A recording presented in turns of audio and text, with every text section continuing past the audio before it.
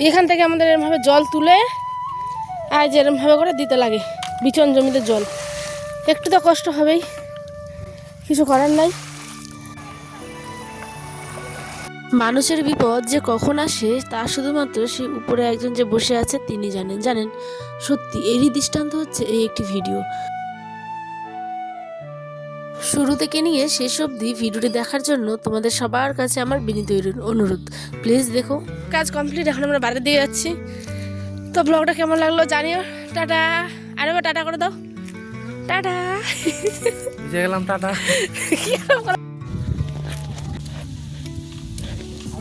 High, আমি পায়েল, উত্তর দিনাজপুর জেলার ছোট্ট একটি গ্রামে থাকি। তোমাদের জন্য নতুন নতুন ভিডিও আমি প্রতিদিন ঠিক সন্ধ্যে 6টায় নিয়ে আসি। তাই আজকেও কোনো ব্যতিক্রম না করে চলে এসেছি গিয়ে মাঠে। শরীরটা একটুখানি খারাপ আমার, যেহেতু দাঁতের প্রচণ্ড ব্যথা, সেই কারণেই তোমরা ভিডিওগুলো হয়তো একটু ছোট ছোট পাচ্ছ। কোনো ব্যাপার না, যেহেতু আমার বন্ধুদের সাথে আমি সমস্ত কিছু শেয়ার করি, তাই আমার অসুবিধাগুলোও আমি শেয়ার করি। দাঁতে কি হয়েছে বলো তো, মানে এখনও যেহেতু আমার অনেকগুলো দাঁত উঠেনি, সেই কারণে দাঁতের মাড়িতে একদম পুরো দাঁত ফেটে বেরোচ্ছে। তাই প্রচণ্ড ব্যথা, সেই যন্ত্রণা ব্যথা নিয়ে আমি তোমাদের সাথে কিন্তু ভয়েস দিচ্ছি। জমিতে আমাদের যে ধান লাগানো হবে তার যেখানে বিচন ফেলা হয়েছিল সেইখানটাই বিচন জমিটা একটু জুম করে দেখাই। এই যে আয়নের বাবা এখন যাচ্ছে জল দিতে, ঠিক আছে। আয়নকেও নিয়ে এসেছি সাথে করে। কি হয়েছে মা, কি হয়েছে আব্বু? তো এর আগে অনেক ভিডিওতে তোমাদের মানে দেখেছিলাম এই জায়গাটা, একদম এই জায়গাটা এত সুন্দর। এই যে দেখো আসে, আর এই যে দেখেছো, দেখো এই যে রাস্তা। আর এইখানটায় কিন্তু এর আগে আসা যাচ্ছিল না গো, এখানে কাদা হয়ে গেছিলো আগে না, এখন আর শুকিয়ে যাচ্ছে এখন আবার। এই নিচে দাও আগে এক দুবার, গরমের দেওয়া যায় নাকি গোটাটাতে।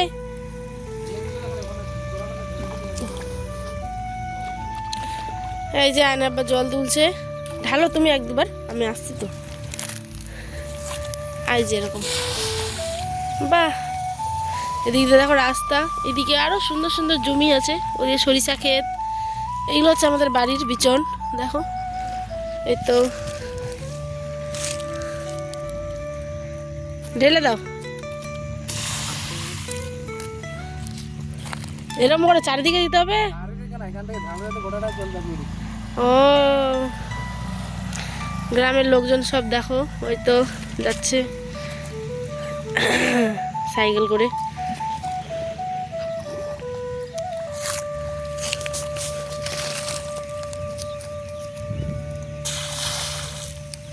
তো চলো আমি একটু হেল্প করে দিই, ঠিক আছে।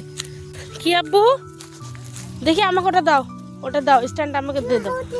হ্যাঁ, হাওটা বাবারি, হাওটা কামড়ে নিবে। বাতাসও খুব, আজকে গরমও করছে। দাঁড়াও। তো এই যে আমি আয়নের আব্বা বাড়িতে বসে না থেকে ভাবলাম চলো বিচন জমিটাতে জলটা দিয়ে আসি। কারণ একটা কৃষক বা যারা কৃষক মানে আমাদের ভারতবর্ষের, তারা কত কষ্ট করে যে ধান চাল গম ভুট্টা প্রত্যেকটা কাজ কত কষ্টের বলো তো। যার যেরকম যোগ্যতা সে সেরকম কাজও করে। কিন্তু আমাদের ক্ষেত্রে যেমন ধরো আমরা বাইরের কাজগুলোও পারি, ঠিক বাড়ির কাজগুলোও কিন্তু পারি। আর সমান হাতে একই হাতে একেবারে কিন্তু মানে চেষ্টা করি সম্পূর্ণ কাজগুলো করার। দেখো, মাঠে ঘাট মানে যে ছেলে করবে এরকম কোনো মানে না, আর ঘর মানে যে মেয়ে করবে তার কোনো মানে কথা না, ঠিক আছে। ঘর বাইরের সমস্ত জায়গায় কিন্তু মেয়েরাও আজকে দেখো কতটা এগিয়ে গেছে, তাই না?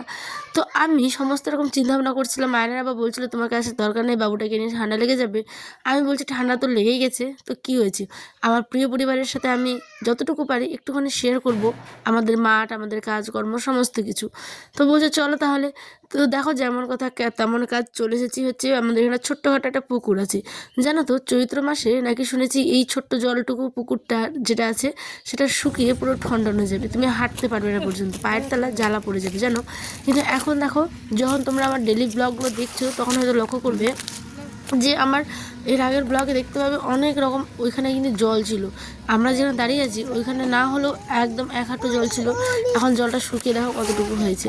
তারপরেও এই জলটাতে নিচের দিকে আছে অনেকটা গর্ত। আমি দেখো কত সাবধানে কাজ করছি, আমি করতে চাইছিলাম না, কিন্তু ভাবলাম যে একটু ট্রাই করা যাক। আমি জীবনে কোনোদিনও পুকুরে নামিনি জানো, তা আমার খুব ইচ্ছে এরকম জলের মধ্যে একটু কাজ করবো বলে। দেখো কোনো কাজই কিন্তু ছোট না, আমি বারবার বলছি। তোমরা হয়তো অনেকে ভাববে যে ইস কী ছিল কী হয়েছে, এটা সেটা, একদমই না।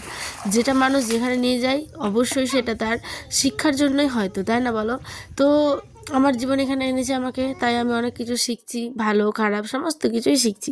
আর এটা কোনো লজ্জা না, এটা আমার জমির, আমার নিজের জমির, ঠিক আছে? এগুলো হলুদ হলুদ যেগুলো হয়েছে। আর রিনল পাপড়গুলো কোথায় দিয়েছিলে?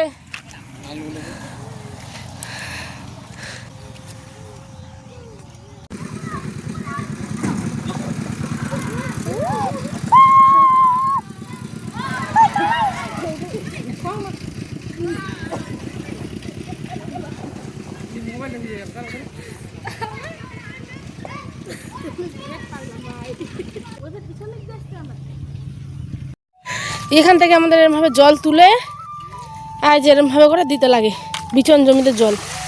একটু তো কষ্ট হবেই, কিছু করার নাই। ফোনটা নিয়ে পড়ে গেছিলাম, ফোনটা যদি পকেট থেকে খুলে পড়ে যেত, মাথা খারাপ একদম। মায়ের 20 বালতি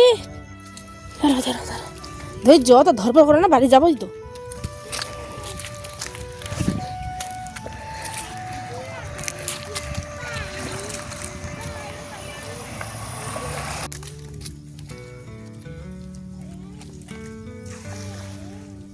দেখলে আয়নার আব্বা কি করে পড়লো ওখানে। আমি শর্ট ভিডিওর জন্য একটা শ্যুট করছিলাম। ইমা আমি ওকে বারবার বললাম যে আগের দিকে যেও না, ওদিকে একটু গর্ত আছে। ওই আবার বেশি পাকা, ওই আমাকে বলছে তুমি উপরে থাকো, আমি ওই দিকটায় যাই। আর ওরমভাবেই পা স্লিপ করে একদম পুরো জলের মধ্যে ডুবে গেছিলো আয়নার বাবা, জানো তো। কোনো রকমের হাত ধরে দেখো টেনে উঠালাম, এইদিকে আবার আয়ান দৌড়ে গিয়ে দেখো বাবা গেল। আয়ন আবার বিচন জমিতে জল দিয়েছে, ওইখানে আবার ফোনটাকে ফেলে দিয়েছে, মানে ফোন সহ ডুবে গেছিলো। ভাবতে পারছো কী অবস্থা, তোমরা একবার কল্পনা করো তো। তো যাই হোক, কারো কিছু হয়নি ক্ষতি। তারপরে আমি টেনে তুলে দিয়েছি, ঠিক আছে। আর নিচ দিয়ে চলে আসছে। এখানে জলগুলো বেরিয়ে যাচ্ছিলো বলে হালটাকে আবার ঠিক মতো করে বেঁধে দিচ্ছিল। তো আমাদের বাড়ি দিয়ে যাচ্ছি। তো ব্লগটা কেমন লাগলো জানিও। টাটা, আরে বা টাটা করে দাও, টাটা। বুঝে গেলাম টাটা। তোমরা যদি পুরো ভিডিওটা দেখতে চাও অবশ্যই কিন্তু আমার শর্ট ভিডিওতে চোখ রেখো, অবশ্যই তোমরা দেখতে পাবে। তো বিজন জমিতে আজকের মতো আমাদের জল দেওয়া কমপ্লিট। এখন যাচ্ছি আমরা ঘরের দিকে। আগামী দিনের ব্লগ ঠিক সন্ধ্যে 6টায় আবার পেয়ে যাবে। বেলা পুরো অস্ত যায় বলে আসছি। টাটা, আল্লাহ হাফেজ।